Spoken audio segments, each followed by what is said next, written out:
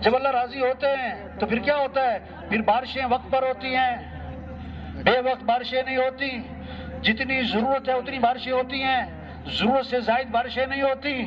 یہ اللہ کی رضا کی علامت ہے کہ اللہ بندوں سے راضی ہیں، بارشوں کا نظام صحیح چلتا ہے۔ اور جب اللہ راضی ہوتے ہیں پھر اللہ مال سخیوں کے ہاتھ میں دیتے ہیں، ایسے لوگوں کے ہاتھ میں مال دیتے ہیں جو غریبوں پر خرچ کریں، یتیموں پہ خرچ کریں، مسکینوں پہ خرچ کریں، بیواؤں پہ خرچ کریں، ضرورت مند لوگوں پہ خرچ کریں۔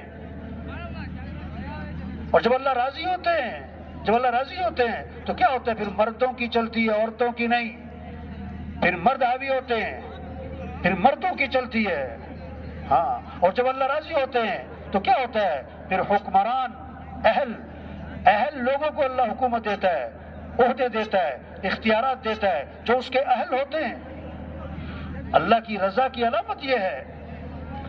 اور جب اللہ ناراض ہو جاتے ہیں، جب یہ بندے اللہ کو ناراض کرتے ہیں، اللہ کی نافرمانیاں کرتے ہیں، تو پھر کیا ہوتا ہے؟ پھر کیا ہوتا ہے؟ مال بخیلوں کے ہاتھ میں، جو اپنی خواہشات پہ خرچ کریں، تقریبات پہ خرچ کریں، اپنی ضرورتیں پوری کرنے پہ خرچ کریں، جائیداد بڑھانے پہ خرچ کریں، فنکشنوں پہ خرچ کریں، ضرورتوں پہ، جو یتیموں پہ خرچ نہ کریں، جو ضرورت مند لوگوں پہ خرچ نہ کریں۔ جہاں خرچ کرنا ہے وہاں نہیں خرچ کریں گے۔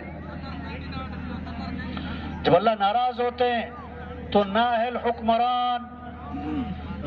حکمران جنہیں نہ اللہ کا خوف، نہ جنت کا شوق، نہ جہنم کا خوف، نہ آخرت کی فکر، نہ انسانیت کی ہمدردی، جن کے سامنے اپنی غرض ہے، اپنا پیٹ ہے، اپنی خواہشات ہیں، اپنی جائیداد کو بڑھانا ہے، مال کو جمع کرنا ہے۔ جب اللہ ناراض ہوتے ہیں پھر مردوں کی نہیں عورتوں کی چلتی ہے۔ جب اللہ ناراض ہوتے ہیں بارشیں بے وقت ہوتی ہیں، بارشیں ضرورت سے زیادہ ہوتی ہیں، ضرورت کے وقت میں بارشیں نہیں ہوتی، یہ سیلاب خود نہیں آتے، یہ بارشیں ضرورت سے زیادہ خود بخود نہیں ہوتی۔ اللہ کا نظام ہے، اللہ کے امر کے بغیر پتا بھی نہیں ٹوٹتا۔